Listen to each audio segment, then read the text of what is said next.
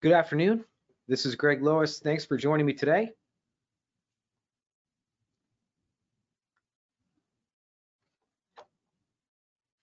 Can you hear me? All right, sorry about that. Hey everybody, this is Greg Lois.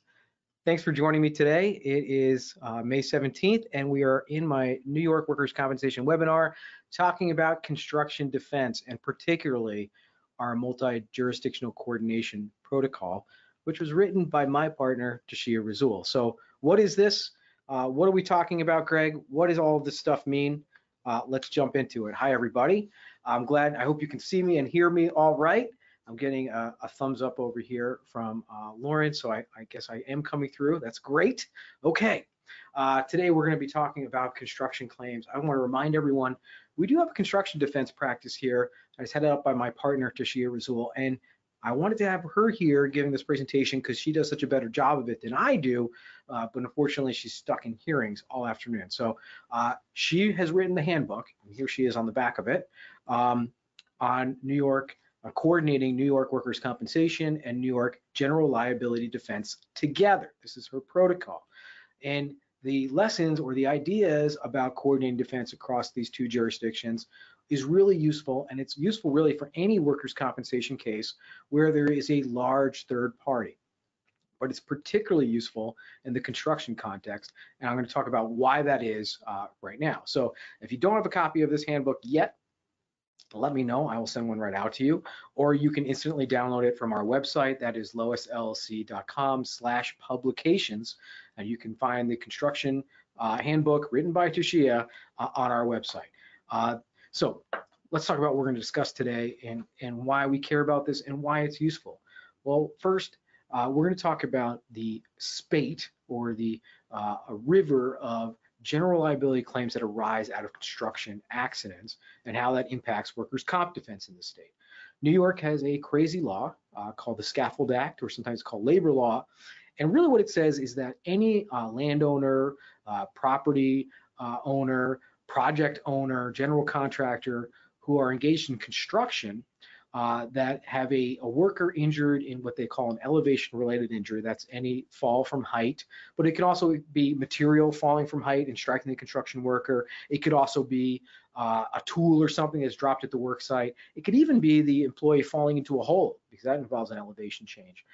Any of those cases are going to be eligible for strict liability against the project owner, the landowner, the general contractor, for negligence on that harmed the claimant. So really that's a crazy thing where the plaintiff has this benefit of strict liability for any elevation related injury. And so what does that mean?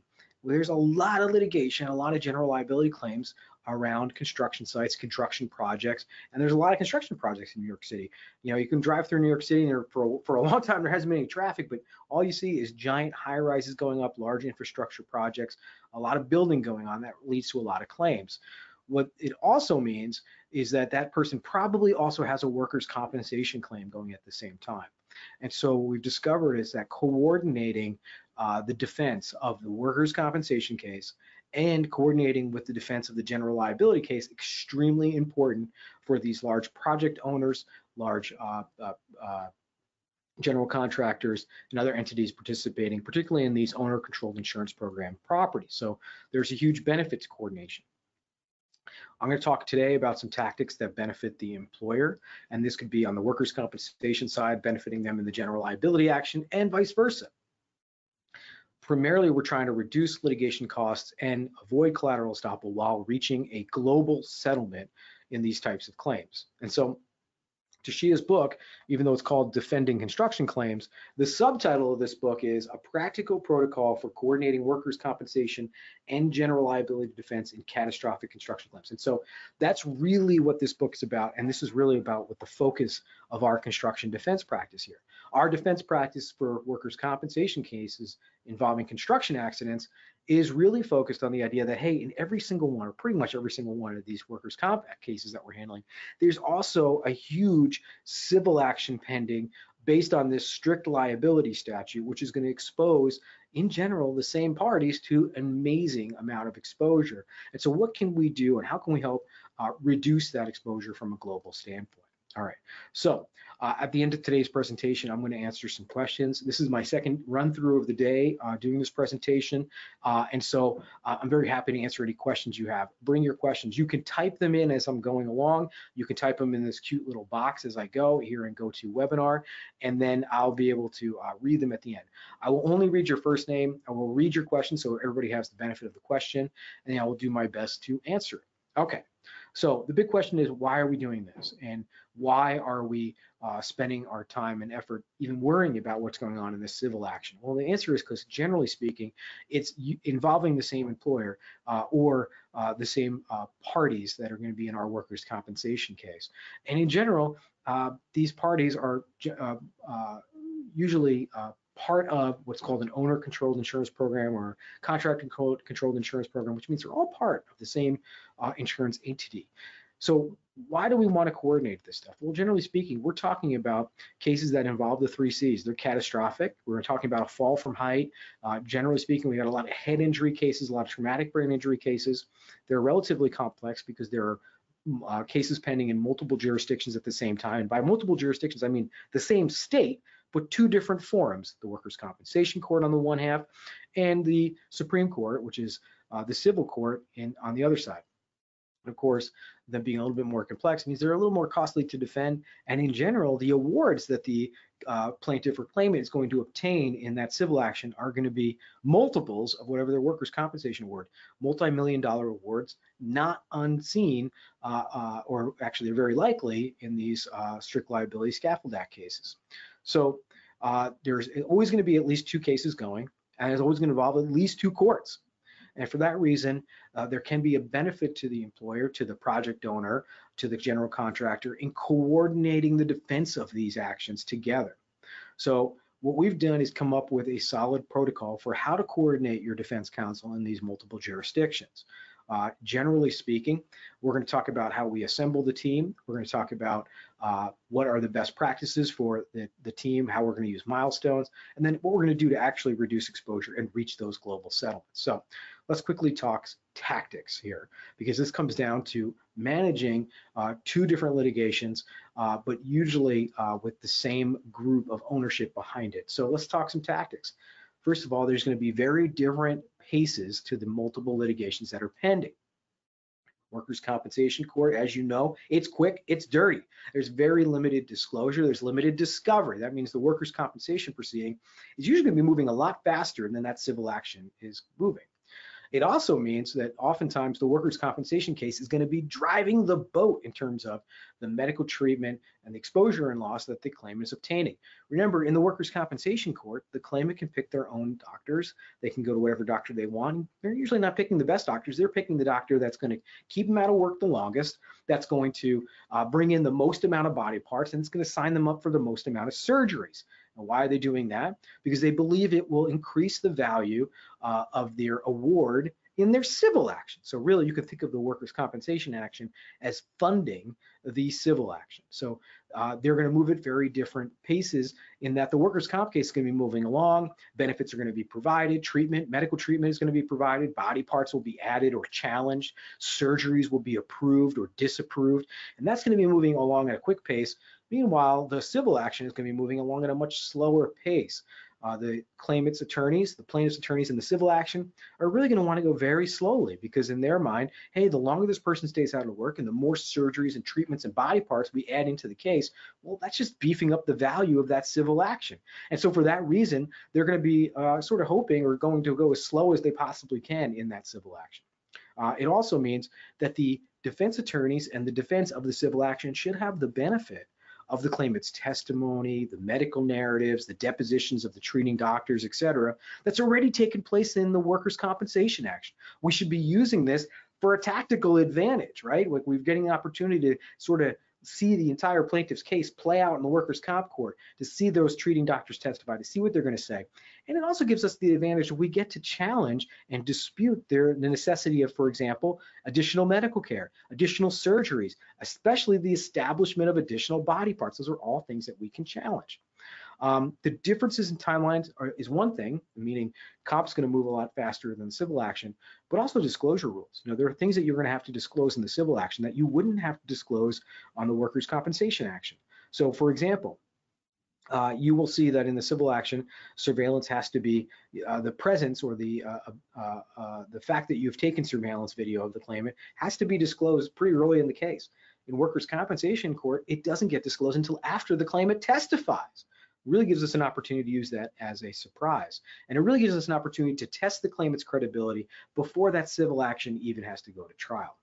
Another thing that we like to point out is, there are very different fundus of knowledge between what the workers' comp attorney representing the claimant and what the general litigator is going to be representing the plaintiff, what they know. And we see this particularly when it comes down to time for mediation. We'll see that when the mediation is taking place in the civil action, oftentimes the plaintiff's attorney doesn't really know much about workers' comp, doesn't really understand how the liens work. When the mediator asks questions about what's going on in the workers' comp case or what was the status of the workers' comp case, often it's misrepresentations, but maybe they're even good faith misrepresentations. They don't even understand what some of these judicial orders mean, what body parts established and what haven't been, and even some basic things like what's the size of the lien, how much has to be paid back. So really there can be an opportunity there to sort of show in that mediation or in that civil action what really happened in the comp case, because you're bringing in an expert on the workers' compensation. Finally, tactically, we're trying to create jeopardy in each one of these cases, and oftentimes the workers' compensation case is the place to create that jeopardy. If we can do things like show that the claimant was a fraud, lied under oath in the workers' comp case, that's going to be very useful in creating jeopardy and undermining the credibility of the claimant in the civil action as well. All right. We can also, in addition to creating those sort of tactical advantages, we can also create some financial efficiencies as well. We can save some money. So first of all, we can reduce litigation costs, and mainly we're going to do that by reducing duplicative efforts.